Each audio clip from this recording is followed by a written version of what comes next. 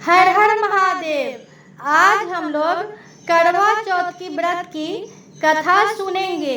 महिलाओं के अखंड सौभाग्य का प्रतीक करवा चौथ व्रत की कथा इस प्रकार है। एक साहूकार के 7 लड़के और एक लड़की थी। एक बार कार्तिक मास की कृष्ण पक्ष की चतुर्थी तिथि को सेठानी सहित उसकी 7 बहुएं और उनकी बेटी ने भी करवा चौथ का व्रत रखा।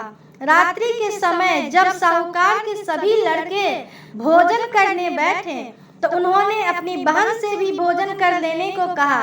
इस पर बहन ने कहा कि भाई अभी चांद नहीं निकला है, चांद के निकलने पर उसे अर्घ देकर ही आज मैं भोजन करूंगी। अपनी बहन के उत्तर को सुनकर साहूकार के बेटे नगर के बाहर चले गए और वहां अग्नि जला दी।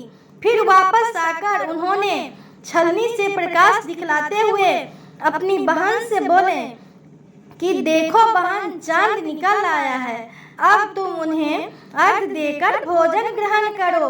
साहूकार की बेटी ने अपनी भाभियों से कहा कि देखो चांद निकल आया है, तुम लोग भी अर्घ देकर भोजन कर लो। ननद की बात सुनकर भाभियों ने कहा कि बहन अभी चांद नहीं निकला है, तुम्हारे भाई धोखे से अग्नि जलाकर उसके प्रकाश को चांद के रूप में तुम्हें दिखा रहे हैं। साहूकार की बेटी अपनी भाइयों की बात को अनसुनी करते हुए भाइयों द्वारा दिखाए गए चांद को चांद समझ के उन्हें ही अर्घ दे दिया और भोजन कर ली। इस प्रकार करवा चौथ का व्रत भंग करने के कारण विघ्नहर्ता भगवान श्री गणेश साहूकार की लड़की पर अप्रसन्न हो गए और गणेश जी की अप्रसन्नता के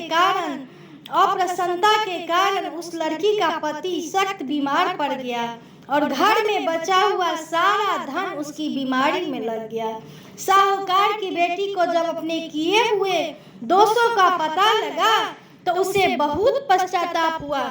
उसने गणेश जी से क्षमा प्रार्थना की और फिर से विधि विधान पूर्वक चतुर्थी व्रत का शुरू कर दिया।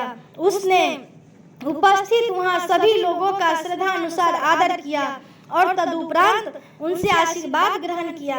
इस प्रकार उस लड़की के श्रद्धा भक्ति को देखकर एक दंत भगवान गणेश जी उस पर प्रसन्न हो गए और उसके पति को जीवन दान प्रदान किए।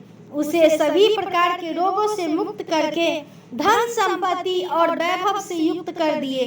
कहते हैं इस प्रकार यदि कोई मनुष्य छल कपट अहंकार लोभ लालच को त्याग कर श्रद्धा और भक्ति भाव पूर्वक चतुर्थी का व्रत को पूर्ण करता है तो वह जीवन में सभी प्रकार के दुखों और क्लेशों से मुक्त होता है।